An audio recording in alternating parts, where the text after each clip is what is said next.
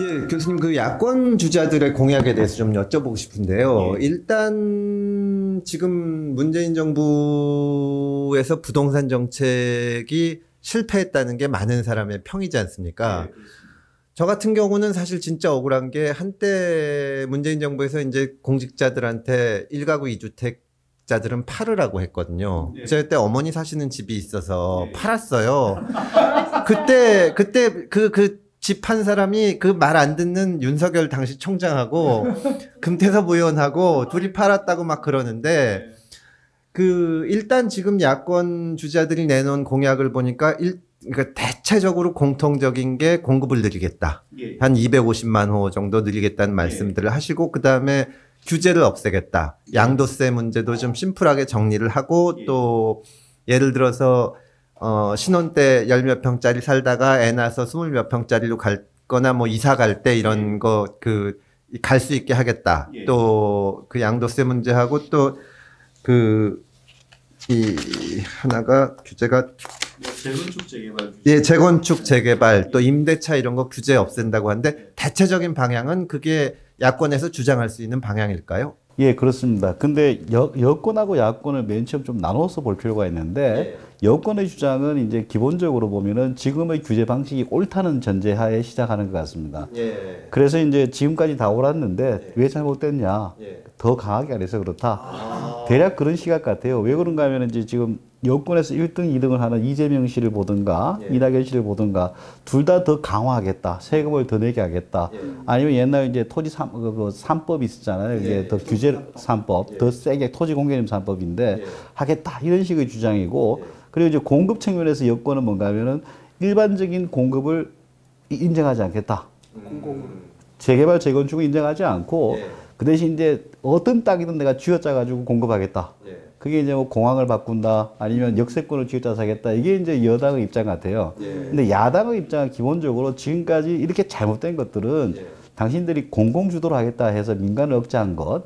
그리고 이제 각종 규제를 너무 많이 해서 시장이 거래가 안 일어나고 이런 것들 때문에 지금 문제가 생겼다. 그러면 이제 공급에 있어서는 민간을 좀 살려야 된다. 이런 게 기본이 되고 또 이제 하나는 이제 규제에 있어서도 거래를 다 막아버렸기 때문에 가격이 더 폭등했으니까 거래가 좀 자유롭게 돼야 되지 않느냐. 이게 이제 여야의 가장 큰 차이 같아요. 교수님 보실 때는 어느 쪽이 옳은 것 같습니까? 왜냐하면은 그런 얘기가 있거든요. 이게 이제 정권마다 자꾸 부동산 정책이라는 게 오락가락 하다 보니까 결국은 시장에 잘못된 시그널을 줘가지고 집 가진 사람들 또 뭐 투기하는 사람들 이런 사람들이 까짓거 뭐 요번 정권만 지나면 이러다 보니까 부동산 불패 신화가 생기는 거 아니냐. 그렇기 때문에 사실 뭐 문제는 좀 있지만은 그래도 그 한번 기조가 정해졌으면 쭉 가는 게 옳지 않느냐 또 이런 얘기도 있거든요. 어떻게 보십니까? 이게 한 80년대 말이나 90년대 초까지는 공공이 크게 개입하는 게 맞았을 가능성이 높습니다. 그때는 왜 그런가 우리나라 주택이 워낙 부족하고 공공주도로 그렇게 많이 안 지었으면은 지금 상태도 유지를 못했거든요. 근데 그 다음에는 이제 민간의 영향이 어마어마하게 커졌어요. 우리나라 주택 공급을 보게 되면은 최근 한 서울에서 공급된 한 5년 보게 되면은 공공이 공급한 건 한 5점 몇 프로입니다. 나머지 95% 가까이가 민간이 공급한 거예요. 그럼 이 상황에서 공공이 아무리 개발을 늘려봐야 뭐 2배 늘어봐야 뭐 10% 정도 될 텐데 그 대신 민간이 줄어드는 물량이 더 클 거예요. 크라우딩 아웃 이펙트라 해서 이제 민간이 더 위축되면은 총 물량은 더 줄어들 가능성도 있다. 그렇기 때문에 좀 많이 이상하다. 지금 정부에서 하는 것들은. 그리고 가장 근원적으로는요. 얼마 전에도 미국에서 백악관에서 그런 발표를 했습니다. 주택 가격이 너무 폭등해서 못 살겠다. 그래서 대책을 발표했는데 공급을 늘리겠다는 대책입니다. 그것 하나밖에 없습니다. 그리고 또 하나는 이제 뭐 주로 이제 주류 경제학이라고 이제 틀렸다라고 주장하는 사람들이 간혹 있긴 하지만은 그쪽에서는 우리나라에서 하는 정책들을 전혀 이해할 수 없는 정책이다. 그리고 지금까지 노벨 경제학상 받은 사람들은 이런 정책을 주장한 적은 한 명도 없습니다. 그런 걸 보게 된다면은 지금 야당에서 하는 게 이제 전공법이 아니냐. 그리고 이제 시장에서는 더 인정하는 것들이고, 물론 야당에서 하는 것들도 이제 지금 공급에 대해서는 좀 과한 측면이 없지 않아 있긴 하지만은 여당보다는 좀 더 시장 전체를 활용하고 공급을 단기간에 하려고 하는 그런 게 있을 것 같습니다. 근데 여야 가장 큰 차이는 지금까지 정책이 옳았냐 틀렸냐를 봐야 돼요. 근데 여기에 대해서는 이제 야당들은 일관되게 지금까지 정책이 잘못됐다. 근데 여당 같은 경우에는 부동산 정책은 잘못됐지만 이걸 더 강화해야 된다. 이런 입장이라서 굉장히 좀 애매한 이상한 입장이에요. 지금 이제 전세난에 대해서도 뭐 이렇게 뭐 회의 같은 걸 가보게 되면은 지금도 이제 좌파 경제학자들은 이 규제를 좀 더 강화하고 양도세도 강화하고 뭐 전세 같은 제도도 강화하면은 잡힐 거다라고 얘기하고 있고, 그다음에 이제 시장을 조금 더 우선시하는 사람들은 지금 정책을 없애는 게 맞다 이렇게 보고 있거든요. 그러니까 힌트를 하나 찾으면은 OECD 국가 중에서 우리 같은 정책을 펴는 나라는 거의 유일하게 우리밖에 없습니다. 아니, 그러니까 저희가 이제 체감을 느끼는 게요. 사실은 이제 제가 그래서 집 두 채 있는 거를 바보같이 다 팔고. 청와대 하는 사람들이 많이 보지 말고 그들의 행동을 보라니까. 근데 일단 뭐 다들 아시겠지만 지금 전세 기간 끝나가는 분들은 과거 전세 얻었던 돈으로는 전혀 안 되지 않습니까? 그래서 저는 이제 우리의 이 컨센서스가 부동산 정책에 어쨌든 실패했다. 그 가격이 너무 뛰어서 이거를 뭐 지금까지 있었던 정책의 방향을 바꾸든 어떻게 해서 고쳐야 된다는 게 공감대라고 생각을 했는데, 최근에 또 이번 정부 들어서 부동산 정책을 하셨던 분들이 하시는 말씀은 전 세계적으로 부동산이 엄청나게 올랐다. 우리가 실패한 게 아니다. 그러면은 그 말뜻을 잘 모르겠는데 원래는 더 올랐어야 되는데 그렇게 규제를 해가지고 조금만 그나마 덜 올랐다는 건지 어떤 맥락인가요, 그거는? 먼저 전 세계가 폭등했다는 것은 그게 사실 전 세계 비교는 거의 불가능합니다. 그런데 이제 우리나라에서 어떤 정보를 올립니다. 그래서 우리는 주로 부동산원, 옛날 감정원 자료를 OECD에 올리면은 OECD는 단순하게 취합만 합니다. 그래서 우리가 5% 올랐다라고 올렸는데 지금까지 부동산원 자료를 보면은 뭐 이번 정부 들어서 한 20% 정도 올랐나요? 뭐 근데 최근에 샘플수를 2배로 하니까 갑자기 2배로 오르고 했는데 믿을 수 있는 숫자를 우리가 줬고 OECD는 그걸 단순히 취합해서 하니까 다른 나라보다 좀 다르다. 그래서 우리가 오르긴 올랐는데 OECD보다 적다. 이 말은 맞을 수도 있고 틀릴 수도 있는 좀 이상한 말입니다. 그게 직접적인 상승률 비교는 불가합니다.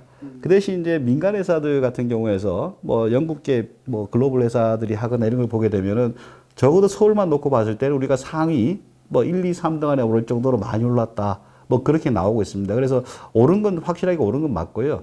근데 과거 한 30년을 보면은 우리나라가 그렇게 오르는 편은 아닙니다. 뭐 뉴욕이라든가 런던이라든가 여기에 비해서는 상당히 좀 잘 관리가 됐지만은 최근 2, 3년간은 그들보다도 더 많이 올랐다라고 볼 수 있을 겁니다. 그리고 정부 정책에서 좀 짚고 넘어가야 될 것은 이번 정부는 제가 보기엔 정책 뭐 강박증이라든가 정책 중독증 같은 게 있는 것 같아요. 보통 정책을 만들면은 이 정책을 만들면 단기 효과 이렇고 장기 효과 이렇고 지역적으로 어떤 효과 나타나고 피해 계층, 수혜 계층 막 스터디를 합니다. 근데 그런 게 없어요. 그래서 지금 당장 나타나는 게 양도세를 어떻게 하냐. 아까 금의원님 말씀하셨듯이 18평에 했다가 애 둘 생겨서 24평 가려고 하니까 옆에 18평도 못 가는 상황이 벌어졌고. 그래서 또 제가 아는 분은 또 집에 부모님 돌아가셔가지고 종택을 유산받았어요. 그 종택이냐 서울의 집이냐 둘 중에 하나를 시사 선택을 해야 되는 상황이. 근데 종택을 없애는 건 좀 너무 종택에 가서 딱 창호문 딱 열고. 그리고 또 하나는 이제 결혼을 하게 되면은 혼인 신고를 하는 순간 집에 쫓겨나는 경우도 생깁니다. 예를 들어서 남편 이름으로 주택담보대출 요만큼 받고 뭐 부인 이름으로 전세다금대출을 받아서 세입자하고 집주인이 사는 관계로 살고 있는데 이게 이제 결혼한 신고를 하게 되면은 둘 중에 하나는 개혼해야 돼요. 갚아야 되는 거죠. 그러니까 아주 이상한 거예요. 더 이상한 거는 지금 전세 보장을 해주잖아요. 지금 전세 30억 최고권 한 70억짜리도 있답니다. 근데 그런 주택을 왜 국가가 나서가지고 계약갱신 청구권도 보장해주고 임대료 5% 올리는 걸 보장해주는지도 모르겠습니다. 그게 정책 설계에 있어가지고 보통 이제 뭐 도둑 한 명 놓치더라도 선량한 사람 10명을 괴롭히지 말라. 이게 법학적의 금원인데 우리 같은 경우에는 투기꾼 한 명을 놓치는 한이 있더라도 놓치면 절대 안 되고 뭐 10명이 이제 피해를 보더라도 투기꾼 한 명은 잡아내겠다 이런 것 같아요. 그래서 진짜 선의의 피해자들이 나오고 있는데 정책 설계를 처음 제대로 했으면은 이런 선의의 피해자는 사실 거의 없을 거예요. 보면은 이제 이분들 특성이라는 게 모든 문제를 정책의 문제 항상 정치화해요. 그래서 문제를 항상 의인화해가지고 항상 다 괜찮은데 얘네들 때문에 안 된다. 그게 이제 기득권층이고 뭐 누구고 뭐 등등등등. 그래서 이제 그들을 때려잡으면 문제가 해결될 거다라는, 그러니까 약간 그 신석기 시대 때 있잖아요. 희생양제의. 약간 이런 것 같다는 느낌도 좀 들고요.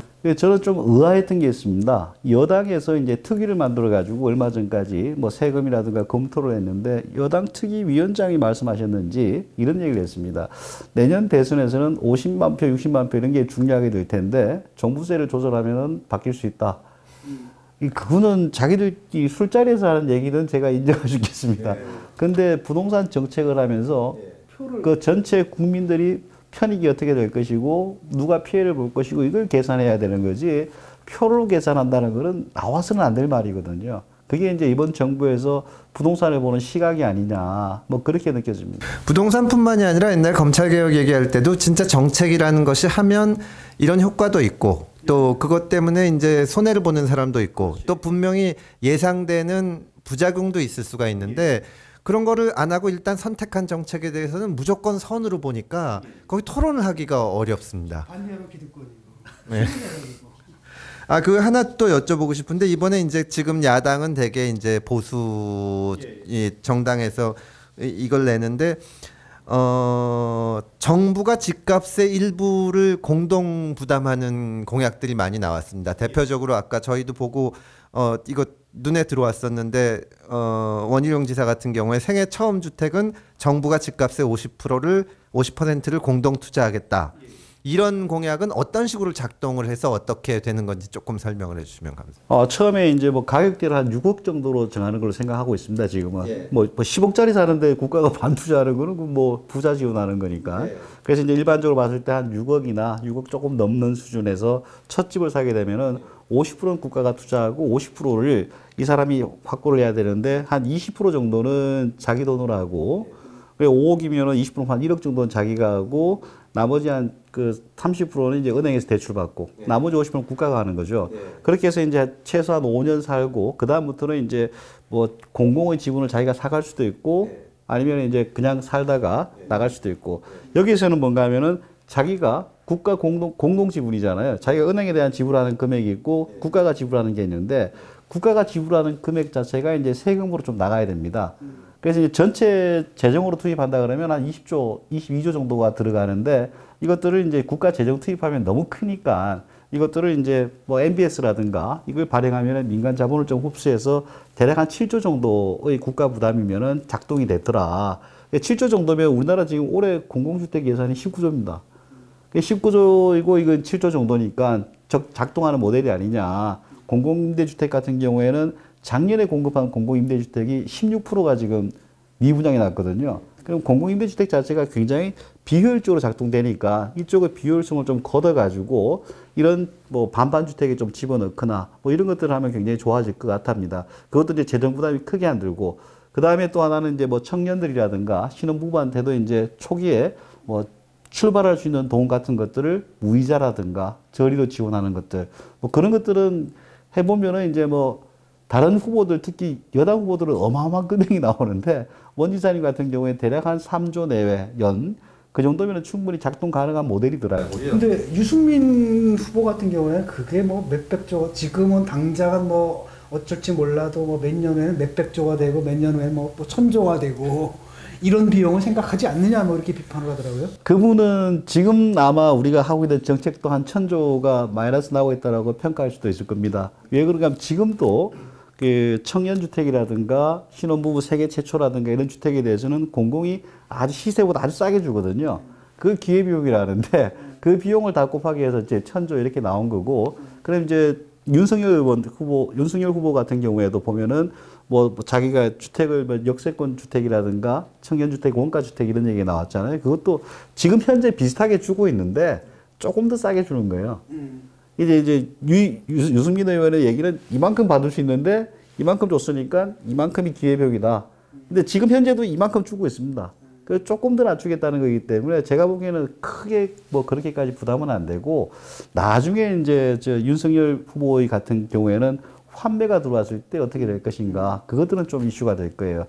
뭐 30만 호 정도 그리고 이제 또 역세권 주택 20만 호 하면 50만 호가 되는데 그 중에 10만 호, 5억씩만 하더라도 50조거든요. 그래도 50만 호를 다 환매를 한다 그러면 250조까지 될 수도 있는 거고 그럴 때는 조금 자금 부담이 생길 가능성이 있습니다. 근데 그때도 이제 시장 상황이 좋으면은 또 그 사람들이 환매를 안 하고 자기가 그냥 갖고 있을 수도 있고요. 그래서 이제 시장 여건에 따라 좀 차이는 많지만은 뭐 천조 이렇게 얘기 나오는 것은 좀 과한 측면이 있습니다. 이게 그 우리나라에서 뭐 재벌이나 아주 부자 아닌 다음에는 거의 모든 사람들이 집이 제일 큰 재산 아닙니까? 집이 있는 사람들은. 그리고 이제 젊은 사람들이 결혼하고 하면은 결국 전세 들고 또 집 하나 있으면은 그래도 안심하고 살 수 있고 이렇게 되는데, 임대주택에 대해서 사람들이 꺼리는 이유 중에 하나가, 물론 사는 거는 집에 살지만 이게 자기 게 아니기 때문에 집값 오르면은 영원히 임대 사는 거 아니냐. 그러니까 저는 이 정부가 공동 투자해서 일부 지분이라도 갖게 하는 것이 그거를 이제 대체하는 개념인 거죠.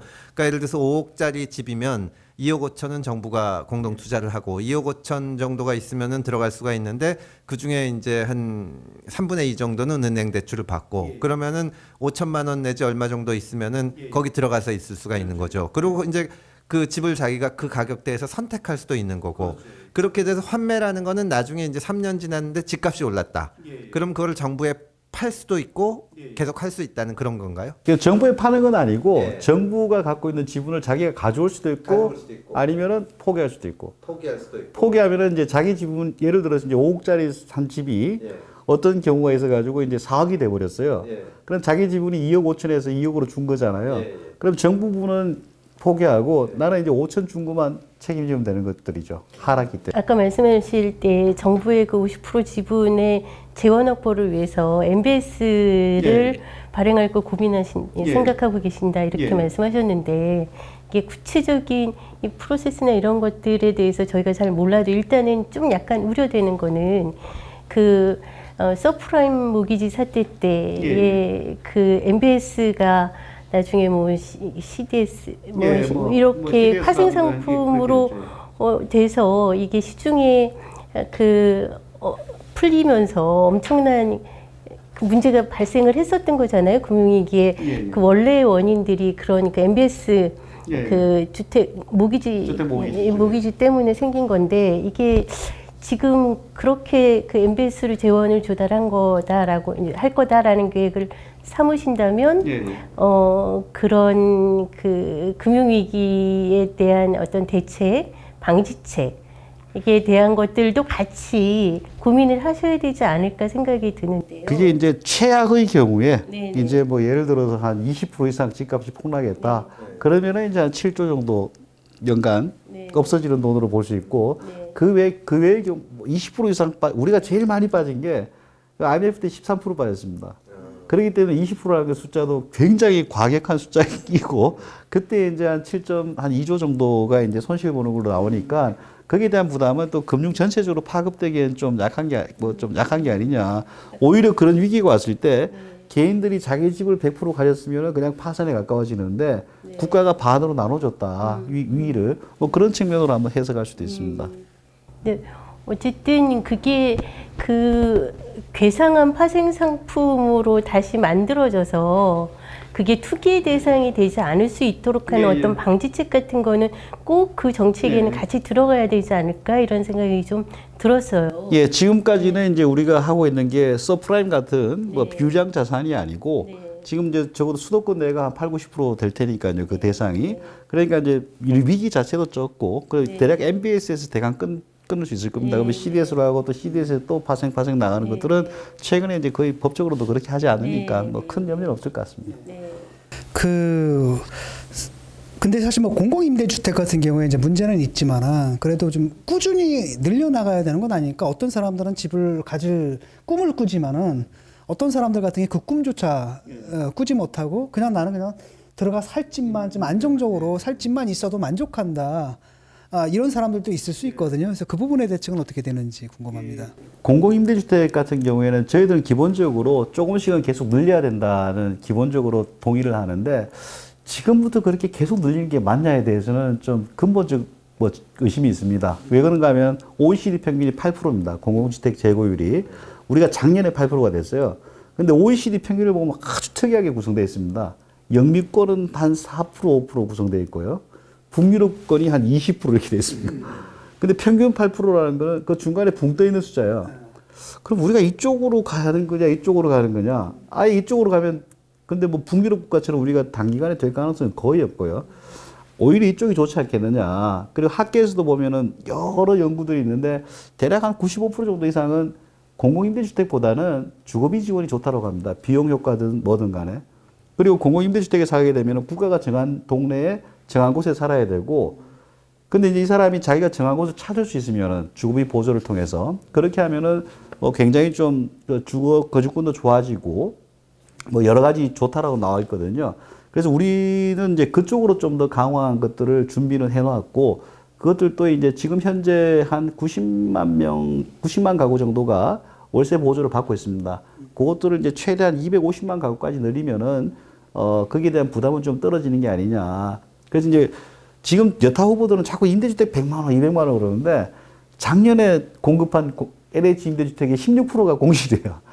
그리고 어떤 거는 2년 이상 공실되고요. 그럼 공공임대주택 자체가 한계가 있다는 거예요. 물론 시내 좋은 데는 뭐 수십 대를 경쟁에 2년 기다려야 되고 이런 것도 있지만은 지금처럼 숫자로만 나가는 정책은 한계가 있다. 그럼 여기서 이제 비율이 발생하는 것들을 실질적으로 부담을 없애는 게 뭐냐. 그래서 이제 보통 많이 하고 있는 바우처 제도 같은 것들이 있는데 그쪽으로 하면은 대략 저희들이 추산해 보니까 한 250만 가구를 맥스로 혜택을 받는다. 그러면은 대략 한 1년에 한 3.4조 정도? 그 정도면은 뭐 좀 추진이 가능하더라고요. 야권 공약에 대해서는 이제 하나만 좀 여쭤보고 절도 넘길 텐데. 저 이번 처음 알았는데 이제 재건축, 뭐 계속 문제들, 재건축, 재개발 같은 경우에 야권 주자들 보면은 규제를 아예 없애겠다. 사실 뭐 자기 집, 그러니까 아파트 주민들이 돈 모아서 재건축한다는데 국가가 왜 난리냐. 그걸 말을 듣고 생각하니까 지금까지는 무슨 안전진단에서 몇 등급, 뭐 D등급 이렇게 돼야만 그게 재건축이 가능했고 또 뭐 몇 년 이상 돼야만 재건축이 가능했는데 그런 규제가 있는 국가가 별로 없다.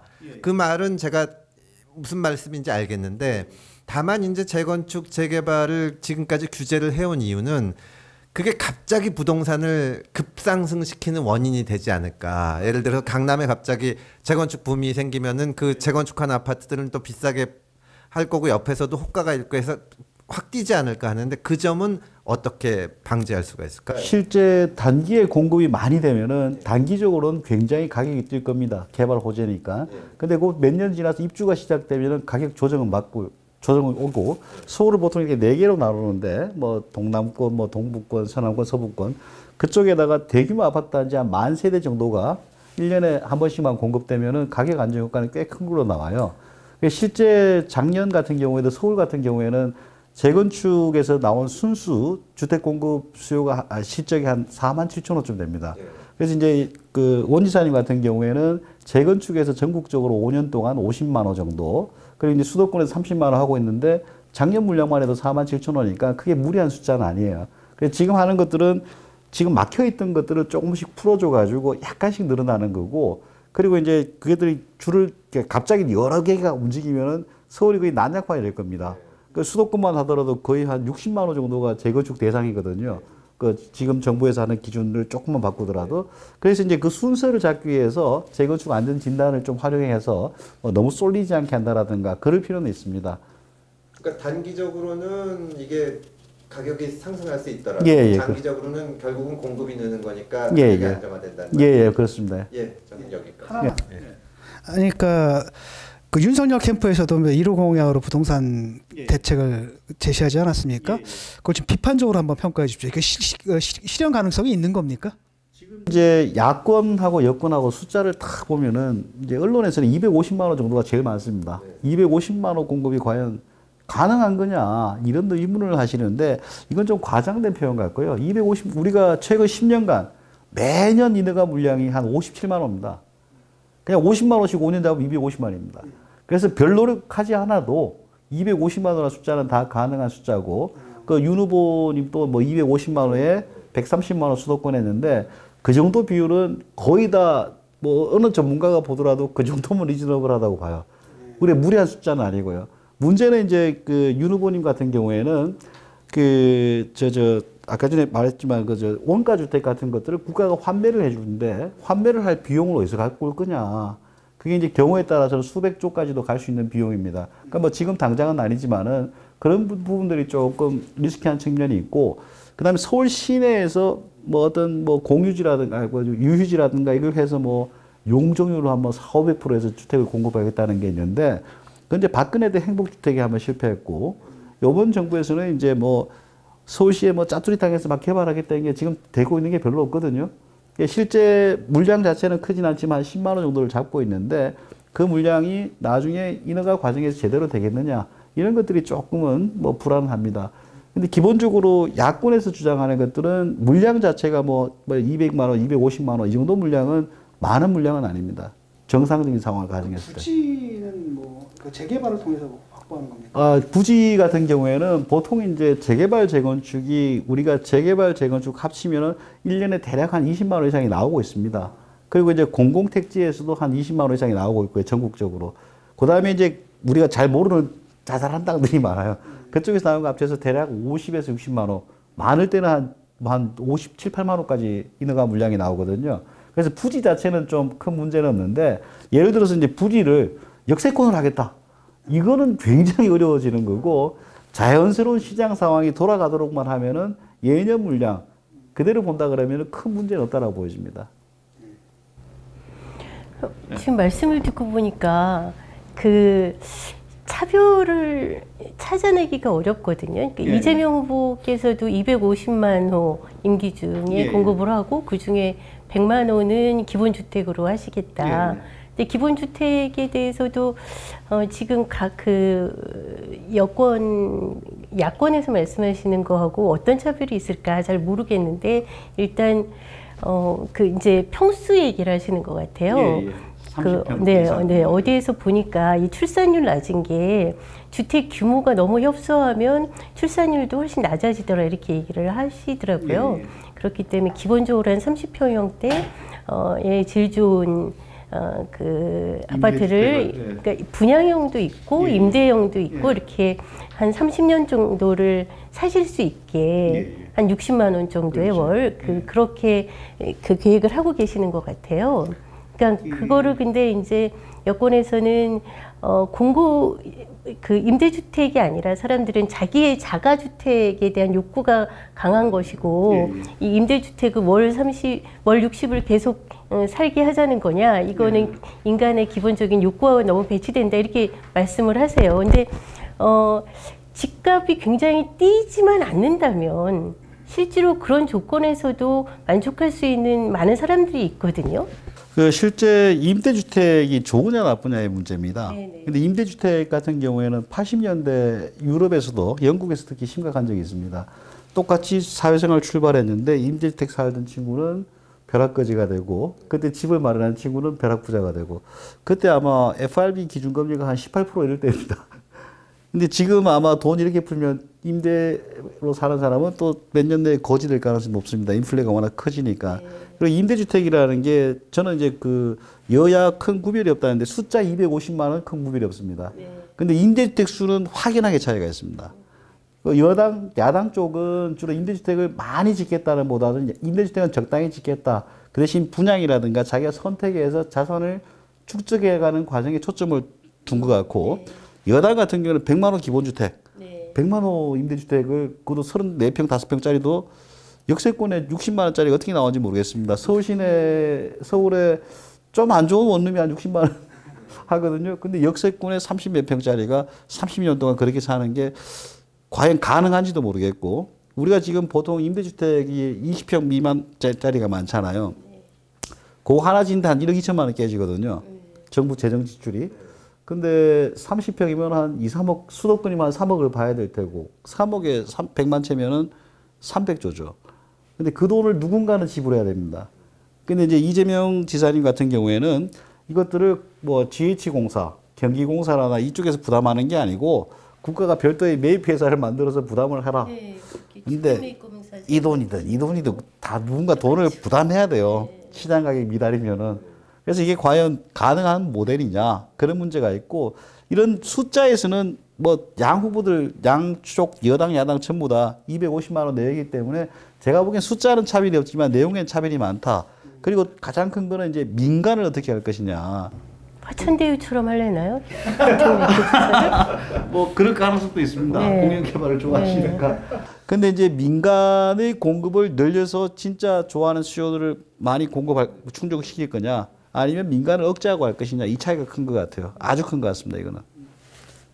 네. 그러니까 그 부분은 그 재원 마련 방향으로 토지세를 부과한다라든지 뭐 이런 방안인데, 그러니까 그 토지 공개념이라는 거 있지 않습니까? 그게 이제 어떻게 보면은 우리 헌법에도 어느 정도 반영이 돼 있는 것 같지만 또 언뜻 보면 이건 뭐 위헌 아니야 이런 느낌도 좀 들거든요. 그래서 그런 식의 그 증세를 통한 재원 확보 방안에 대해서는 어떻게 생각하시는지. 토지세라는 추가로 그 국토보유세를 말씀을 하시는데, 네, 0.17인데 1%까지 올리시겠다 이렇게 말씀하시는데, 이거를 주택 공급의 재원으로 확보하시는 게 아니라 기본소득의 재원으로 하시겠다 이렇게 말씀을 하세요. 그러니까 이것도 좀 이상하거든요. 이게 맞다. 네. 엉뚱한 용도로 가는. 네, 항상 무슨 뭐 탄소세 이런 것들도 말씀하시면서 이게 뭐 친환경 에너지와 관련된 재원으로 확보하시는 게 아니라 기본소득 주신다 그러고. 재원 말은 만약에 없네요. 네. 그렇게 그 실효세율 문제는 좀 논란이 많습니다. 우리가 0.17%이기 때문에 올려야 된다. 지금 세금을 거의 안 내는 분이 워낙 많고, 그리고 실효세율은 세계 비교가 자료가 없습니다. 공식 자료는. 근데 몇몇 연구기관에서 이럴 것이다 라고 이제 추정을 하고 있는데, 그것도 믿을 수 없는 게 건축 가격, 토지 가격을 어떻게 반영했냐에 따라 가지고 실효세율이 편차가 많습니다. 그래서 보통은 이제 소득 대비 어디만큼 세금을 내고 있냐 이렇게 따지거든요. 그걸로 봤을 때 우리가 많이 내는 상황이고, 세금을 더 걷겠다 하는 것은 그쪽에 공급이든 스톡이든 줄어든다는 얘기예요. 그래서 이제 뭐 이번 정부가 아주 좋아하는 헨리 조지라는 사람도 길거리에 개를 없애고 싶으면 개한테 세금을 없애고, 길거리에 돌아다니는 개들이 많았대요, 그 당시에. 그 다음에 주택을 없애고 싶으면 주택에 세금을 매기라 이런 얘기까지 했거든요. 그래서 그쪽에 세금을 많이 매긴다는 거는 앞으로 공급이라든가 개발이라든가 이게 더 줄어들기 때문에 중장기적으로 서민한테 더 안 좋다라고 볼 수 있고, 또 이제 뭐 유휴 토지라든가 뭐 여기에 대해서 세금을 매기겠다고 하는 건데, 이게 이제 공안지의 비극 뭐 이런 얘기를 하고 있습니다. 예를 들어서 제가 공장을 운영하고 있는데 이제 언젠가는 확장을 해야 돼요. 그럼 확장하기 1년 전에 땅을 사야 돼요. 이분들의 주장에 따르면은. 근데 한 5년 전부터 땅을 사놓을 수도 있잖아요. 그럼 5년 동안 세금을 왕창 먹여가지고 뭐 할 거다. 그럼 5년 전에 산 사람은 어떻게 하느냐? 주로 골프 연습장 지어요. 제일 싸거든요, 이게. 강남에도 골프 연습장 한참 지었습니다. 우리 옛날 토초세 부과고 이럴 때. 그 지은 게 안 지으면 세금 때리니까 골프 연습장을 지어놓고 이제 뭔가 지을 만하다 그러면 철거해서 새로 짓고. 이게 2중, 3중으로 자원이 낭비되는 거예요. 그리고 이제 공급을 줄여가지고 결국은 서민들이 힘들어지는 그런 상황이 되기 때문에 세금으로 해결하겠다는 것은 상당히 어려울 겁니다. 그리고 이제 뭐 토지 국토기본세 같은 경우에도 이게 국토는 누군가 보유하고 있으면서 끊임없이 공급을 해야 됩니다. 이번 정부의 정말 잘못된 생각은 토지는 한정되어 있으니까 같이 나눠 쓰자는데, 토지는 국가적으로 한정되어 있지만은 용도별로 보면은 한정되어 있지 않습니다. 사실 뭐 200만 원 공급했을 때도 토지가 공급됐고요. 주택용지로. 그다음에 YS 때 우리가 이제 준농림지 아파트 개발 엄청나게 했습니다. 근데 그 두 시절이 어마어마하게 집값이 떨어진 시기예요. 안정된 시기입니다. 그래서 실제 주택 같은 것들은 토지가 한정된 게 아니고 무한히까지는 아니지만 엄청나게 공급을 할 수 있거든요. 그래서 그 공급을 늘리는 것을 막는 거기 때문에 기본적으로 주택 가격을 중장기적으로 올릴 가능성이 높습니다. 그리고 그 세금 부담된 건 또 누군가 또 부담을 하는데, 지금과 같은 상황이 좀 계속된다면 결국은 뭐 서민이라든가 세입자라든가 그 사람한테 부담이 되는 것들이죠. 그래서 이런 정책을 할 때는 항상 지역별로 어떤 효과가 있을 것이냐, 수혜계층, 피해계층 어떨 것이냐, 단기효과, 장기효과 어떨 것이냐, 이 측면에서 생각을 해야 되는데, 우리 너무 직관적으로 다 생각하다. 이렇게 하면은 정의가 돌아온다. 그냥 뭐 대강 그런 명분으로 막 진행되기 때문에 실제 효과들은 반대로 나타나는 게 많습니다. 시뮬레이션을 좀 해봐야 될 것 같아요. 임대차 3법도 시뮬레이션을 안 해본 셈이잖아요, 결국. 이제 그 사람들은 이제 주로 그런 데 있지. 이번 총선에서 몇 석을 얻을까? 이런 건 시뮬레이션을 잘 돌려봐요. 근데 이런 건 안 돌리지. 제가 작년에 임대차 입법 통과하고 이럴 때 여당 의원하고 시민단체분하고 토론회를 나간 적이 있는데, 뭐 교과서에 나온 얘기를 다 들었습니다. 공급이 줄어들고 뒷돈거래가 생길 거고 그 키머니라고 하거든요. 열세대금 주고 이런 것들 다 생기는데 두 분은 강렬하게 그런 일 안 생깁니다요. 그 왜 안 생기는데 우리나라 안 생깁니다. 그냥 그 끝이에요. 근데 그 다음에 그런 일이 다 생겼거든요. 그래서 적어도 정책을 만들 때 국토기본세가 되든 아니면 뭐 양도세를 더 중과를 하든 그런 세금이 나왔을 때 교과서에는 어떻게 나오고 있고 세계적인 연구는 다 이렇게 나와 있으니까 여기에 대해서 뭔가 고민을 하고 이게 안 나타나기 위해서 뭔가 대책이 있어야 되는데 우리는 접근 방식이 우리는 그런 거 안 나타납니다. 근데 실제로 이런 그 보유세나 그 종부세 등을 올리면 그 부담을 전부 이 주인들이 차인들한테 돌려요. 임대료를 그렇죠. 올리거든요. 네. 그러니까 이런 것에 대한 어떤 종합적인 그 계획들, 정책이 발생할 수 있는 파급 효과까지도 좀 종합적으로 보신 다음에 하셔야 되는데 그런 총체적인 시각 없이 그 종부세에 대해서 교과서에 나와 있는 걸 말씀드릴게요. 재산세, 종부세가 아니라 교과서에는 재산세에 대해서는 재산세를 부과하면은 앞으로 돈을 많이 내야 되니까 한 번 집값이 떨어진다요. 한 번. 근데 이제 종부세에 대한 부담이 계속 있잖아요. 부담이 있으면 공급이 주는 거예요. 공급이 줄면은 나중에 주택 품질도 안 좋아지고 더 험한 데 살고 가격은 또 오른다. 그리고 또 실증 연구를 보면 재산세하고 집값의 안정관계는 안 나타납니다. 그래서 이제 재산세가 제일 비싼 나라가 이제 미국, 영국인데 집값이 가장 이상하게 움직이거든요. 근데 재산세가 제일 낮은 나라가 독일입니다. 독일은 최근 빼고는 굉장히 안정적으로 움직였어요. 정부의 주장대로 하면은 독일이 어마어마하게 이렇게 널뛰기를 해야 되고, 근데 이게 교과서에 하여튼 그렇게 나와요. 근데 이 얘기를 하면 또 우리나라는 아니다라고 얘기하시는 거니까. 실제로 재산세를 올린 사례, 외국의 경우에 또 그 어떻게 되는지 내렸을 때 어떻게 되는지 이런 걸 따지는 게 아니라 그냥 전부 직관을 갖고 얘기하잖아요. 맞습니다. 재산세 올리면 그 인기가 없어서 땅 다 팔겠지 막 그러니까 토론하기가 참 어렵습니다. 이분들이 이제 기본적으로 정책적 효과 이런 데서 출발하는 게 아니라 항상 그때그때 지지율과 연동돼 가지고 뭔가를 하려고 그러거든요. 그 다음에 이제 그 직관적이다라는 것은 뭐냐, 일반 사람들이 생각하는 거에 맞추는 거예요. 그러니까 왜냐하면 그게 정책 지지를 얻어내기 좋거든요. 그러니까 뭐 전문가들의 얘기는 그냥 상관없고 어차피 이 사람들을 못 알아들어. 그러니까 이 사람들에게 호소해서 계속 지지율 관리를 하는 차원에서 정책을 만들다 보니까 자꾸 이런 실패들을 하게 되는 이런 측면이 강한 것 같으니까 그래서 내가 맨날 운동권이라는 거야. 운동권 멘탈리티. 운동권 멘탈리티. 임대차 3법을 만들 때 어쨌든 여당에서는 임차인한테 도움이 되고 뭐 살기 편해지고 전세도 내려갈 거라고 얘기를 했는데 지금 거꾸로 났지 않습니까? 그런데 거기에 대해서 우리가 예측한 거랑 다른 결과가 나타났다는 인정, 그 다음에 왜 그럴까 하는 분석, 이런 작업이 전혀 없어요. 후속 작업이. 그러니까 학계에서는 좀 비판을 안 하십니까? 학계에서는 대부분이 잘못됐다 그러고 보통은 이제 바로 없애야 된다라고 보통 얘기를 하고 있습니다. 혼란이 단기적으로 있더라도 더 큰 혼란이 올 거기 때문에 없애는 게 맞다라고 하는데 지금 그 이끌 주장하시는 분이 학계에는 아주 드물게 계시고 시민단체는 꽤 많습니다. 시민단체는 이제 뭐 더 강화해야 된다. 이런 논의까지 나오고 있고. 근데 이게 웃기는 거는 저는 이제 대학교에서 경제학 개론이라도 배운 친구들이 지금 20, 30대 한 반 가까이 된다라고 보는데 거기 교과서에 이런 짓 하지 말라고 돼 있거든요. 맨큐 교과서 서문에 보면은 임대료 상한제 이런 짓 하지 말라고 돼 있습니다. 이 책 쓴 이유가 그런 이상한 포퓰리즘적인 정책 때문에 망가지는 걸 막기 위해서 이 교과서를 쓴다. 이런 규절이 있습니다. 그 정도로 이제 학계에서는 그냥 뭐 좀 이설로 보고 있고 최근에 유럽이라든가 미국이라든가 가격이 많이 올랐잖아요. 우리 같은 정책 쓰는 나라 없습니다. 독일 같은 경우는 워낙에 그 임대주택 정책도 공공이 개입한 거기 때문에 그렇기 때문에 최근에는 올랐다고 해도 한 30년 동안 거의 집값, 땅값도 안 올리고 안 오르고 안정적으로 임대주택에 들어가 살 수 있었던 것 같은데 정부는 지금 그 독일 모델을 생각하고 계시면서 이상한 정책들을 내서 이게 전세 자체도 없어지고 전세도 폭등하고 월세도 폭등하고 이렇게 집이 갖고 있는 가치가 좀 다르거든요. 그러니까 내가 알기로는 베를린이 자가율이 한 10%밖에 안 된다. 15%밖에 안 되거든. 그러니까 그건 왜 그러냐면은 그냥 그 집이라는 건 거기서 그냥 사는 거야. 근데 우리는 집이다라는 것은 내 노후 보장이며 투자이며 그러니까 의미가 굉장히 다르거든요. 다르죠. 네.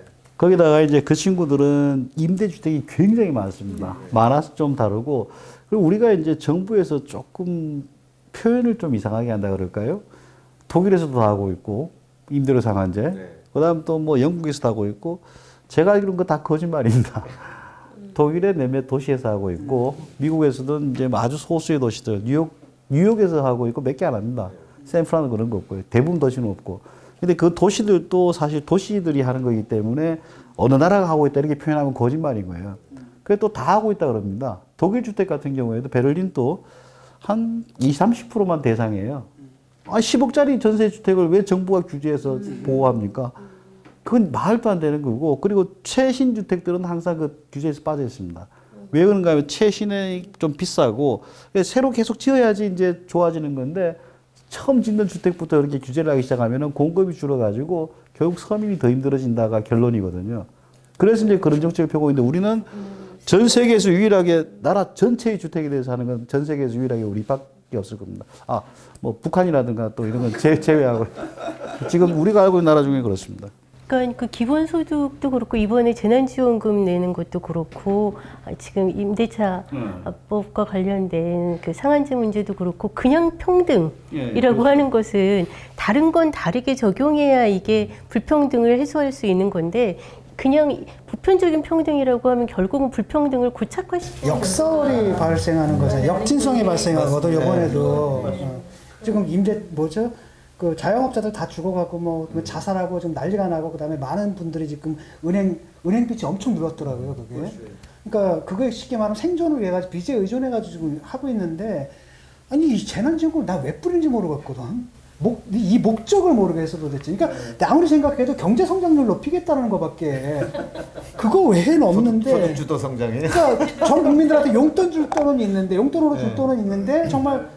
정부의 정책으로 인해 가지고 방역 정책을 충실히 따른 그 사람들을 살릴 돈은 없는 이상한 그렇죠. 상황.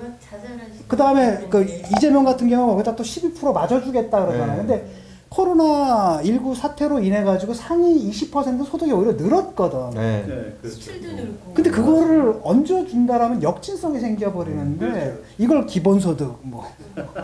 그러니까 이해가 안 가요, 이 사람들이. 그러니까 지금 말씀 들어보니까 10억 이상의 전세를 보호할 필요가 없는 건데 일괄적으로 보호를 하다 보니 좀 이상한 상황이 발생한 것 같아요. 집값 3배냐. 그러니까 진 교수님도 말씀하셨지만 이제 결국은 이 집, 주택, 주거에 대해서 국가에서 전적으로 좀 이렇게 지원을 해줘야 되실 분들, 그러니까 이 재산 개념이 안 되는 분들에 대한 정책과 또 뭐 몇십억짜리 전세 사는 사람하고 이게 좀 다르고 그 효과를 생각해야 되는데 참 그런 세밀함과 구체성들을 좀 띈 그런 정책을 내야 될 것 같습니다. 그러니까 어쨌든 저희가 그래도 가장 이 정책이 제일 좋고 혹한다 이랬던 게 반반 정책이었는데 그래서 모시고 말씀을 드리려고 했었는데 저희가 주택 정책에 대해서 잘 몰라가지고 개념이 잡혔어요? 네, 잡힌 것 같고요. 그걸 한번 여쭤보고 싶어요. 그래서 뭐 여당 여러 후보들이 있는데 그 사람들이 낸 그 주택 정책 중에서 그래도 이건 좀 괜찮다 싶은 건 있나요? 저는 괜찮은 게 하나도 없습니다. 왜 그런가 하면은 원희룡 전부 다 규제예요. 그게 두 가지가 있는데 규제하고 공급이 있습니다. 전부 다 규제 일색이고 공급은 우리가 원래 메인으로 공급하는 게 있는데 이건 다 배제하고 뭐 짜투리당 자꾸 찾아가지고 뭐 10,000호 20,000원 하겠다 이런 것만 아파트.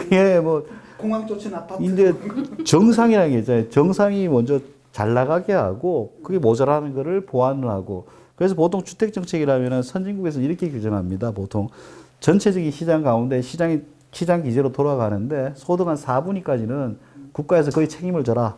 소득 한 4분위 정도. 4에서 한 6분위까지는 뭐 국가하고 뭐 이렇게 민간이 좀 같이 해라. 나머지는 그냥 당신들 오르든 말든 그냥. 그 대신 요 밑에 있어 가지고 최근에 새로운 트렌드는 국가 재정이 한계가 있으니 국가 재정을 개런티용으로 좀 넣고 민간이 돈을 더 끌고 와서 더 많은 혜택을 주자. 이런 것들은 좀 나타나고 있지만은 우리처럼 거의 뭐 35평짜리 뭐 30년간 60만 원 주겠다 이런 정책은 뭐 하는 나라는 없습니다. 네, 누구든지 살 수 있다는 거예요. 네. 기본주택이. 그러니까 어려운 계층한테는 나도 그렇게 들어가야겠다. 정적으로 지원을 해주는데 또 이제 예를 들어서 그 젊은 커플이 해가지고 우리는 이제 돈 모아서 집도 사고 하겠다는 사람들 있지 않습니까? 그렇죠. 그 사람들한테 국가가 무슨 권리로 집은 재산이 아니라 그냥 들어가서 사는 거다 이렇게 가르치려고 드니까 이게 정책이 안 되는 거예요. 그리고 이런 정책 하다가 이제 강남에도 임대주택을 만들었잖아요. 분양이 안 돼요, 임대가. 거기 들어가려면 현찰이 뭐 일단 한 5억, 7억 뭐 이렇게 있어야 되고 대출이 안 되는 상황에서 그다음 월세도 지불해야 되고 그런 사람이 제 세금으로 혜택을 받는 것 자체가 저는 좀 불쾌하거든요.